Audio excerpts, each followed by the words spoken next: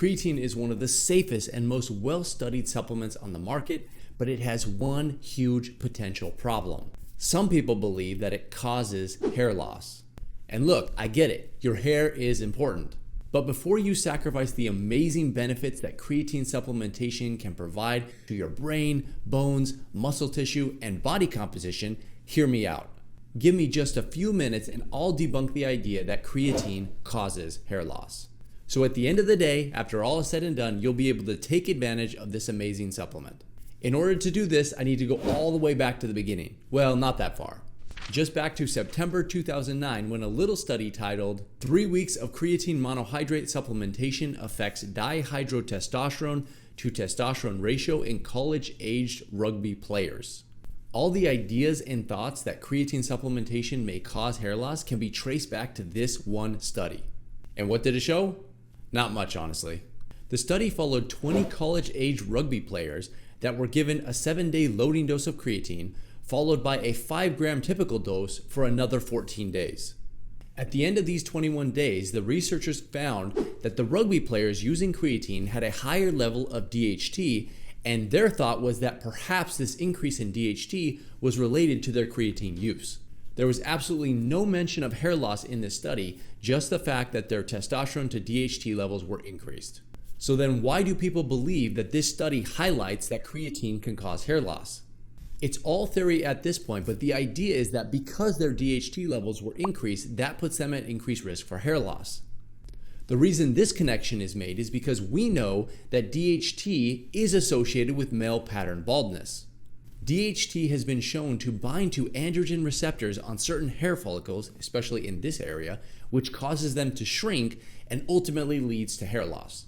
But what's important to understand here is that an increase in DHT from any cause would theoretically increase your risk of male pattern baldness and hair loss, not just using supplementation with creatine. At face value, this theory sounds reasonable, but it has one huge flaw.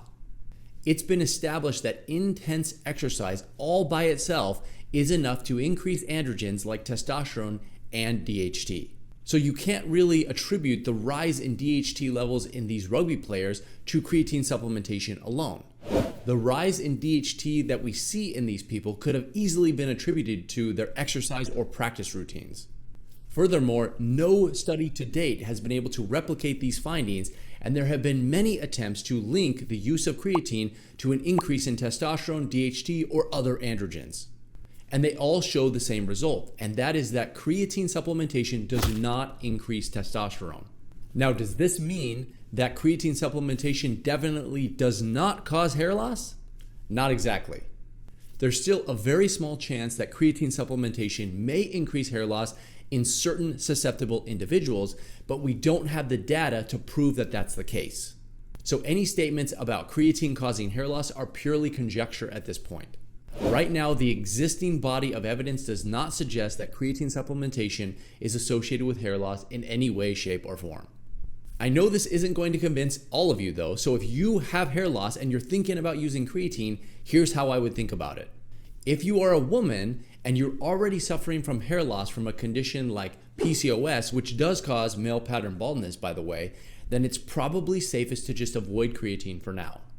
If you are a woman and you don't have any issues with hair loss, especially from conditions like androgenetic alopecia, then you can use creatine without any issues. Even though androgenetic alopecia is common in both men and women, which is, by the way, male pattern baldness, there are plenty of other causes of hair loss, including telogen effluvium and alopecia areata. So if you are a woman and you have hair loss from one of these other conditions, it would still be fine to take creatine. You'd only maybe want to consider avoiding creatine supplementation if you suffer from hair loss from androgenetic alopecia.